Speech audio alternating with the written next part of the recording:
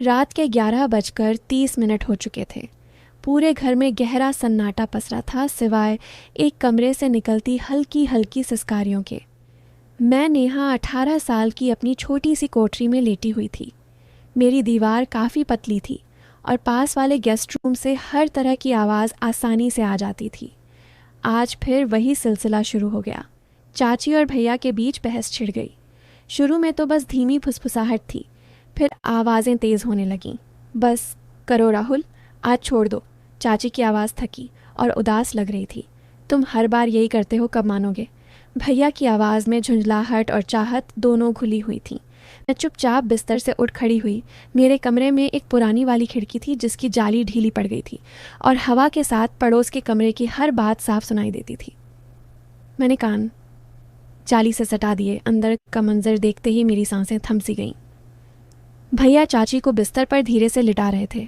चाची विरोध का नाटक कर रही थी, लेकिन वो विरोध बस दिखावा भर था। भैया ने अलमारी से कुछ पुरानी तस्वीरें निकालीं और चाची को दिखाईं। चाची ने एक नज़र देखी, उनका चेहरा शर्म से भर गया। फिर उन्होंने आंखें नीची कर लीं। अगले ही पल उन्होंने हाथ बढ़ाकर भैया को अपनी तरफ खींच लिया। मैं वहाँ से हिल नहीं पाई। मेरी सांसें तेज़ चलने लगीं। दिल इतनी ज़ोर से धड़क रहा था कि लगा कोई सुन लेगा। पूरे बदन में एक अजीब सी सिहरन दौड़ गई। बिना सोचे समझे मैंने अपना हाथ नीचे की तरफ ले जाकर छुआ। पहली बार ऐसा महसूस कर रही थी, लेकिन खुद को रोक नहीं पाई। आंखें बंद करके मैं खुद को उस दृश्य में डुबोने लगी। तभी भैया की नज़र खिड़की की जाली पर पड़ी। जाली के पीछे से मेरी तेज़ सांसें दिख रही होंगी। एक पल को उनकी आंखें मेरी तरफ ठहर गईं। मैं घबरा गई, पीछे हटी और चादर ओढ़ कर लेट गई। दिल अब भी ज़ोर ज़ोर से धड़क रहा था। अगली सुबह नाश्ते की मेज़ पर सब कुछ सामान्य था। चाची पराठे बना रही थी, भैया न्यूज़पेपर देख रहे थे।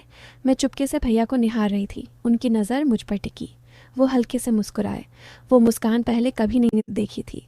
नेहा, आज ऑफिस छोड़ दूँ? भैया ने अचानक पूछा। चाची ने आश्चर्य से देखा। आज तो कंपनी का ड्राइवर है ना? नहीं, मैं खुद ले जाऊंगा। भाई बहन का वक्त भी तो बनता है। मैंने हल्के से सिर हिलाया। मन में एक योजना बन रही थी। कार में बैठकर हम निकल पड़े। रास्ता काफ़ी सुनसान था। सुबह की हल्की धुंध अभी बाकी थी। मैंने भैया से कहा, भैया मैं ड्राइव करूं? काफ़ी दिनों से प्रैक्टिस नहीं हुई। भैया हंसे। ठीक है, पर ध्यान से। मैं ड्राइवर सीट पर आ गई। भैया पास वाली सीट पर बैठे। उनका हाथ मेरे कंधे पर आ गया। मैंने जानबूझकर कार को थोड़ा झटका दिया। भैया का हाथ मेरी कमर पर सरक आया। वो हटाया नहीं। मैंने धीमे से कहा, भैया आपका हाथ। सॉरी बहना, बस बैलेंस के लिए। लेकिन हाथ नहीं हटाया, उल्टे थोड़ा और कस लिया। मेरी सांसें तेज़ हो गईं।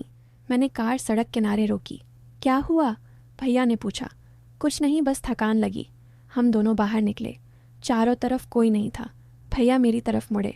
उनकी आंखों में वही चमक थी जो कल रात देखी थी।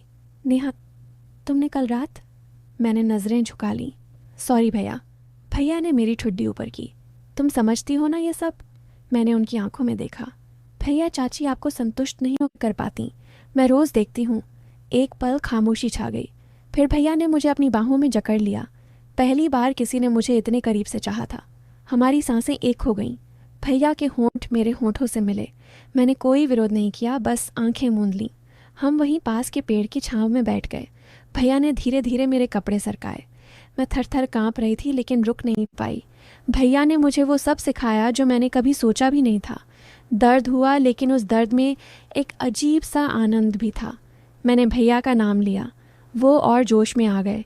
लगभग 1.5 घंटे बाद हम दोनों थक कर लेट गए। भैया ने मेरे माथे पर प्यार से चुम्बन किया। ये हमारा राज रहेगा बहना। मैंने हामी भरी। हाँ भैया, बस हम दोनों का। ऑफिस पहुंचकर मैंने सब सामान्य रखा, लेकिन अंदर एक नई लौ जल रही थी। शाम को घर लौटते हुए भैया ने कहा, आज रात चाची मामा के यहाँ गई हैं। दादी दादा सो जाएंगे। तेरे कमरे में आऊँ? मैंने मुस्कुराते हुए कहा, इंतज़ार करूँगी। रात हुई, घर में अंधेरा छा गया। दादी दादा सो चुके थे। मैंने दरवाज़ा थोड़ा खुला छोड़ दिया। भैया चुपके से आए। हम बिस्तर पर एक दूसरे में खो गए। इस बार कोई संकोच नहीं था।